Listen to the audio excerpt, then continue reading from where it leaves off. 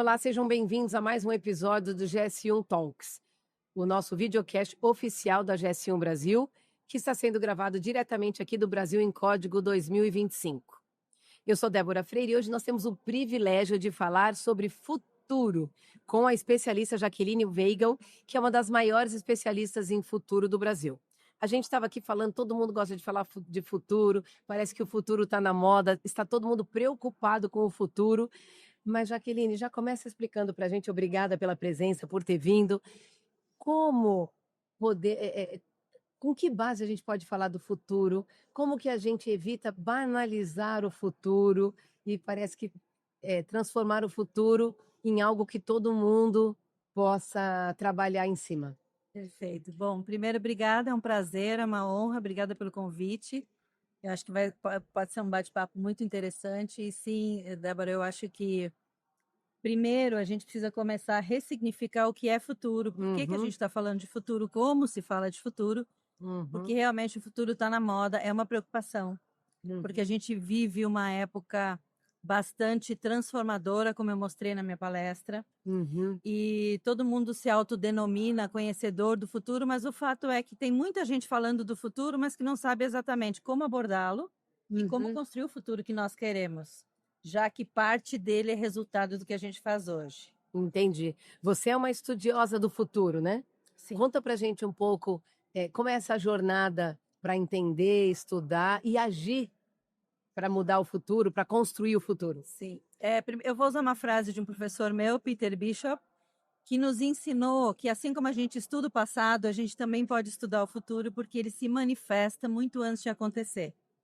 Então, futuristas profissionais são formados em universidades de Futures Studies pelo mundo. E alguns ficam mais no campo acadêmico, com conceito, método e metodologia, e os outros vão adiante e trabalham na área de foresight estratégico, que também é a minha especialidade, que é como usar estratégias para que a gente honre o passado, incremente o presente, mas que também saiba como construir o futuro que a gente deseja, mitigando risco, aproveitando oportunidades. Isso vai muito além da inovação. Então, futurista precisa ser formado, assim como em qualquer outra profissão. Jaqueline, na sua palestra, você provocou o olhar além de 2030, né? Um futuro distante, mas que está aí, né? O que eu queria saber? Quais são os sinais de futuro hoje que as empresas ainda não estão enxergando, não estão vislumbrando? Eu acho que, como eu mostrei na palestra, é importante que a gente não entenda o futuro como 2030, e é para onde a maioria dos planejamentos estratégicos está indo. E a minha pergunta sempre é, ok, e depois? O que vem depois? Como é que você tá se preparando? Porque o futuro, academicamente falando, precisa ter no mínimo 10 anos. Então, como eu mostrei no meu slide, quem é seu cliente em 2035? Que serviço você vai prestar? Qual é o seu modelo de negócio? Então, primeiro, eu acho que a gente vem falando demais de AI, num lugar. AI não está bem posicionado na nossa conversa e está, sim, transformando os negócios. A gente fala muito de trabalho e de chegar num futuro distante fazendo o mesmo. Então, Quer eu dizer, escuto meus clientes aquela falando, máxima, né? Se você faz o claro, mesmo, o resultado vai ser igual. veja, nós estamos aqui há muito tempo, eu gostaria de perenidade, mas ele quer fazer mais do mesmo. Então, o que ainda não está na mesa? A gente, quando a gente mapeia sinais de mudança, a gente não está falando de tendências. A gente fala de mega tendências que têm impacto global. A gente fala de tendências que têm impacto direto no segmento que a gente está prospectando ou projetando. E a gente fala de sinais que não estão na mesa e que podem disruptar muita coisa. Então, eu tenho certeza que todas as empresas que estão no evento já sabem muito do que eu apresentei, mas talvez não numa ordem tão estruturada. Eu acho que os executivos de hoje têm uma missão bem difícil, Mais difícil do que os de mais antigamente. difícil que os de antigamente. Acho que o mundo está mais complexo, tem mais assuntos na mesa. A gente precisa honrar o que foi, a gente precisa cuidar do que existe. A gente está vivendo policrises, tem muito assunto ao mesmo tempo. E os líderes de agora, assim como eu mostrei, conselheiros, executivos, enfim, precisam primeiro ser letrados nos novos temas: digital, AI, clima, futuro. Porque a gente não vai sobreviver se o nosso futuro tiver 3 anos. Entendi. 5 anos. Quer dizer, a gente pode afirmar que o tempo está mais rápido também. Também a velocidade está mais Tá mais rápida, a complexidade está maior. Então, eu acho que os executivos que estão tomando decisão Uhum. precisam ampliar um pouco esse holofote. E sobre o futuro e sobre essas incertezas do futuro, a gente pode garantir que a confiança nesse mundo de policrises, de revolução tecnológica, ela assume um papel ainda mais importante? Talvez sim, mas eu não sei se mais importante. A gente Hum. vive hoje uma época de liminaridade, que significa o seguinte: o mundo antigo não roda mais, o mundo novo não está pronto. A gente está em transição, não existem garantias sobre o futuro. Hum. Existe a colheita do que a gente plantar agora. E eu Uhum. provoco um pouco quando o assunto é ética e confiança, porque eu não sei se nós somos tão éticos até agora e se nós somos tão confiáveis assim. Entendi. Mas me parece que no século XXI a gente precisa ter isso muito mais na pauta, quando a gente usa dados, por Sim, exemplo, né? essas Então, novas tecnologias de sem IA dúvida, generativa. sem dúvida. Mas É. elas não são mais ferramentas, as tecnologias. Hum. Elas vão fazer parte do nosso trabalho. Elas estão ressignificando O trabalho. tudo no nosso planeta. Jeito de viver, trabalho, negócio. Uhum. Ela não depende mais tanto do ser humano e talvez vá depender menos Ainda ainda. menos. Mas ela lê dados gerados por humanos. Então, Uhum. a gente não pode ir para a ficção científica, mas a gente também não pode ir para a ingenuidade de achar que a AI vai resolver todos os problemas. Hum. Precisa de ética? Precisa, sem dúvida. Mas eu acho que essa é uma discussão humana já. A gente, muitas vezes, sem AI, não é ético no mundo dos negócios, Nem sei, mas a IA pode potencializar. sem dúvida. Talvez a AI nos ajude a regulamentar algumas coisas, mas, sem dúvida, Uhum. você ser confiável vai fazer toda a diferença para a sua reputação daqui para frente.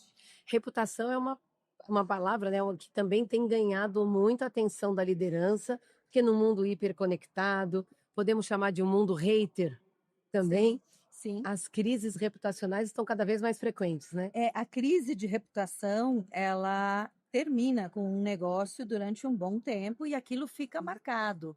Então, eu Uhum. acho que hoje, dos movimentos que nós temos, mais forte que AI são os movimentos sociais e, obviamente, toda essa questão climática, Uhum. mas a sociedade está de olho no que as empresas estão fazendo e cada vez menos se vai aceitar qualquer coisa.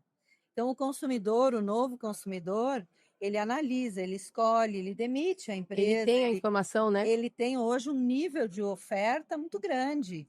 Então, Uhum. se você não cuidar da sua reputação, que também não vale mais transformar isso só numa campanha de marketing, Sim, é você muito mais pode, do que um discurso. sim, você pode Uhum. ter sérios problemas com o seu negócio. E falando um pouco de reputação, de códigos de conduta culturais no varejo, no marketplace, aí sim no mundo global, né? O que que exige das lideranças? O que as lideranças podem já atuar dentro dessa linha? Eu acho que está na hora do líder liderar. E Hum. não ficar preocupado só com meta, só com resultado, só com market share, só Uhum. com espremer as pessoas no final do dia para ver se elas bateram meta. Isso é gestão de processo, isso é gestão de resultado. A gente Uhum. precisa influenciar, a gente precisa fazer movimentos um pouco maiores, liderar as pessoas com boas histórias, engajar as pessoas, os stakeholders, porque hoje não basta É, engajar a sua equipe. o engajamento acho que é a moeda hoje mais importante no Claro, mercado. as pessoas não querem mais trabalhar em projetos ruins, em histórias Hum. ruins, em ambientes tóxicos. Então, a gente tenta ensinar a liderança há muito tempo, a dar feedback, a fazer uma gestão de equipe saudável. Agora, ou aprende ou vai cair fora. Quer dizer, liderança e gestão são coisas diferentes. Então, e acho que o líder, o novo líder que está vindo por aí, ele precisa antecipar mudanças. Eu abri a Uhum. minha palestra dizendo que empresas que não antecipam podem ter Uhum. grandes surpresas nos próximos anos. E como formar esse líder, né? Aonde ele busca, onde ele bebe informação para que ele possa realmente encantar. Eu acho que as palavras Sim. são liderar, encantar, engajar, né? Eu acho que os líderes atuais, eles estão muito voltados para manter o passado e para Uhum. fazer o presente girar. O presente está complexo, né? Leva tempo, Sim, leva sim, energia. mas isso não é o que engaja os novos investidores, as novas gerações. Então, a Uhum. gente já tem hoje uma disciplina acadêmica, nós já estamos aqui no Brasil, dentro de várias empresas, ensinando a competência da antecipação. Esse Legal. líder precisa ser letrado, porque ele desconhece essa disciplina, Uhum. ele precisa entender que fazer estratégia não é ter meta, ter ação. Ele precisa voltar para a sala de aula, estudar, inclusive os conselheiros, e ele precisa olhar para o longo prazo para vir de lá para cá, não é mais daqui para lá. Ai, que interessante. Olhar o futuro daqui é um É erro quase que um cronograma estratégico, reverso. reverso. E tem método para isso, só que eles não conhecem. Uhum. Não está na pauta. O que está Não, na pauta é a gestão financeira, é a eles produtividade. desconhecem metodologias de antecipação. Uhum. E como que a gente equilibra na agenda desse líder das empresas realmente a automação, a performance e esse lado mais humano? Acho que com tanta tecnologia, o líder hoje está sendo exigido desse lado mais humano, né? É, Mais eu compreensivo. acho que do lado humano é a velha receita de sempre. Crie equipes autônomas que se autogerenciam e Uhum. trabalhe com elas. Então, o controle, o poder mal usado não cola mais com a equipe moderna. Eu Uhum. acho que a automação é maravilhosa. Eu acabei de trazer um estudo que eu mostrei hoje. Uhum. AI vai reinventar os nossos negócios e vai nos desonerar dessa sobrecarga de trabalho. Uhum. Então, líder que não tem tempo está totalmente Fora de moda. fora de moda. Uhum. O líder precisa conversar com as pessoas, ele precisa ser estrategista, senão ele é um gestor, ele não é um A líder. diferença do gestor e do líder. Sim, e eu acho que as pessoas precisam ou ocupar direito esse cargo ou sair, porque se você não tem tempo para pensar no que vem pela frente no seu negócio, alguém vai criar a sua realidade, aí você tem que se moldar. Sim, aí a concorrência aparece na frente. Existe quem cria o futuro e quem se encaixa no futuro de alguém. E um líder mesmo, Uhum. ele precisa ter tempo para estrategiar, para decidir, para olhar outras E coisas. falando de futuro e de trabalho, a gente agora já entrou, né, falando muito de liderança das empresas, desse controle das Sim. pessoas, o futuro do trabalho. Eu acho que esse é um tema também que provoca as pessoas, né? Como vai ser, desse jeito que a gente está vendo, principalmente no Brasil, tá na cara que não vai dar certo mais. Qual a sua opinião sobre o futuro das relações de trabalho? Bom, primeiro que a gente em 2017 já falou da escassez de mão de obra, mas como ninguém quer olhar o que vem, só olha o que tem, Agora tá todo mundo agora está desesperado. todo mundo sofrendo. E a minha notícia é: a escassez de mão de obra vai aumentar. Uhum, Primeiro, porque está entrando automação, e segundo, porque a natureza do trabalho está diferente. sim. Então, se você continuar achando, como executivo, que você vai crescer usando as mesmas estratégias de sempre, a notícia é: não vai. Uhum, Então, o trabalho mudou de lugar. As novas gerações, que são a grande força de trabalho do futuro, não trabalham para viver, sim, trabalham uma parte da da vida. vida. Eu quero participar de bons ambientes, de boas histórias, eu quero ganhar bem, não quero ganhar mal. E a Mas o gente propósito fala mais alto, né? fala mais alto, sem dúvida, e as novas gerações, elas migram de um lugar para o outro, porque elas estão interessadas na sua própria experiência, e Hum. não em ser fiel a uma empresa que vai chegar não sei onde. Em Dubai, um grupo que eu faço parte, que é um dos grupos que mais estuda futuros, a gente já fala em jobless society, sociedade sem emprego. Aham. Microtrabalhadores, PJ, ecossistema, prestação de serviço, Uhum. nada de confinamento, nada de trabalho inclusive. Projetos, né? É, Projetos e equipes, multidisciplinares é. em Sim, multilocalidades. eu acho que dentro das empresas atuais que precisam de mão de obra, a cultura ainda está muito ruim, a oferta de trabalho é muito ruim, as áreas de RH ainda estão presas em competências que os Uhum, jovens já têm, eles não precisam aprender a empreender. Então, a uhum, oferta está ruim, a escassez de mão de obra, a saída é a automação, uhum. mas também, se a cultura não mudar e se o ambiente não mudar, eu quero no futuro uma mão de obra do passado, e isso não combina.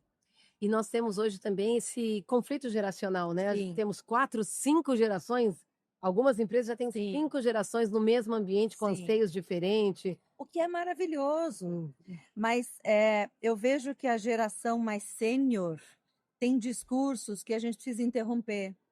A nova uhum. geração não tem valor, eles não É. querem trabalhar. Gente, primeiro que é mentira. É uma generalização, né? Segundo, que não é isso. As novas gerações têm outras Sim, demandas. não é desqualificar a geração, temos que Não entender, né? adianta. A Não gente adianta precisa desqualificar. entender porque eles são o futuro, não a gente. Uhum. E nessas suas conversas com lideranças, com empresas, como é que bate essa conversa, né? Ainda existe muita resistência. O Brasil em relação a outros países, você faz parte de um grupo, acabou de comentar conosco, em Dubai. Nós estamos como em relação ao mundo? Outros países já estão mais abertos para essa novidade? Eu acho que a gente tem países como Finlândia, como Reino Unido, como Alemanha, como Emirados Árabes, né? Uhum, Eles estão bem à frente. Mas também nós não estamos mais atrasados do que o mundo. Isso é uma síndrome que a gente tem de ser menor. uhum, Então, nós temos pessoas de todas as naturezas em todos os lugares. uhum, Eu acho que o Brasil vai precisar acelerar o passo, porque agora não é mais sobre querer ou não, é sobre precisar. Quando eu uhum. comecei a falar de futuro, a resistência era gigante. E aí a gente escuta, mas o mundo está mudando toda hora, por que que eu vou olhar para o futuro? Pela mesma razão que você compra um É voo para um quase que determinado destino, independente do tempo. Você não compra conexão. é quase que uma desculpa, né? Já que vai mudar de novo, então eu Claro. não, Isso não é desculpa de quem não sabe o que está por falando. onde começar. E eu acho que a gente cuidou, a gente tentou preservar o passado, a gente está muito em função de fazer o presente Uhum. sobreviver, e eu acho que agora o público brasileiro também está mais aberto para olhar para o longo prazo, e isso é maravilhoso. E me fala uma coisa, infelizmente a gente já está quase caminhando para o final, mas eu queria, assim, uma recomendação. Então, as empresas têm os planejamentos estratégicos de 5, de 10 anos, você já disse, é pouco, né? Precisamos, então, fazer esse cronograma reverso, ir lá para o futuro e decidir o que que a gente já tem que começar a fazer para quando ele chegar, a gente já tem minimamente mapeado, né? Sim. Como ele vai ser, as mudanças. Qual é o primeiro passo que uma empresa pode dar hoje? Qual que é a sua recomendação? Primeiro que a gente consome tendências sem saber o que fazer com elas. Uhum, Então, eu acho que esse é um consumo insustentável. Eu diria para profissionais que querem acompanhar o novo mercado e para empresas, aprendam métodos de foresight e futures studies, ampliem o seu planejamento estratégico, aprendam a antecipar usando metodologia. Vamos uhum. falar de futuro de um jeito estruturado, Tem pragmático, ciência para o futuro. tem ciência para isso. Todos os assuntos podem compor o futuro, todas as pessoas podem construir o futuro. Uhum, Fazer isso sem método é como você ser operado de uma doença grave por um cirurgião que não foi na faculdade. A gente não faz isso. uhum. Então, eu acho que Pelo levar menos nas outras áreas da empresa ninguém faz ninguém isso, faz. né? E o planejamento estratégico, como ele está hoje, ok, ele vai durar 2, 3 anos, mas ele não vai levar a empresa para a transformação que ela precisa, Uhum. entende? A transformação, na sua opinião, então, é muito mais de mindset do que de tecnologia? Não, eu acho que a transformação ela é radical agora em todos os aspectos: mindset, pessoas, tecnologia, modelo de negócio, forma de funcionar, mercado. A gente está com muitas coisas e o estado do mundo está mudando. Não Uhum. é mais só sobre inovar, sobre usar um pouco de tecnologia. Isso está nos levando para algum lugar. Para onde isso tudo está levando o seu negócio? Essa é a grande pergunta. Já tem E resposta. como você tem visto o futuro? Com otimismo? Com Eu, pre- eu esperança? preciso trabalhar com otimismo, mas eu tenho preocupações de quão atrasado a gente é para construir o futuro que a gente realmente quer. A gente fala muito dele, mas a gente não consegue fazer as renúncias que ele exige para que ele seja como a gente queira. Gente, que beleza. Quem não assistiu a palestra, tem a oportunidade, então, de assistir a íntegra desse bate-papo no YouTube da GS1. Alguns trechos da conversa aqui com a Jaqueline, que foi fantástica, também estarão disponíveis no Instagram e também no LinkedIn da GS1. Jaqueline, muito obrigada pela sua participação, por compartilhar conosco seus conhecimentos. Eu tenho certeza que a gente vai sair daqui mais preocupado com o futuro, mas não só preocupado, trazendo ações para o Isso, presente que possa construir esse futuro que a gente deseja. tem saídas. Muito obrigada. E para vocês que estão aí, continuem conosco, teremos mais episódios diretamente aqui do Brasil em Código 2025.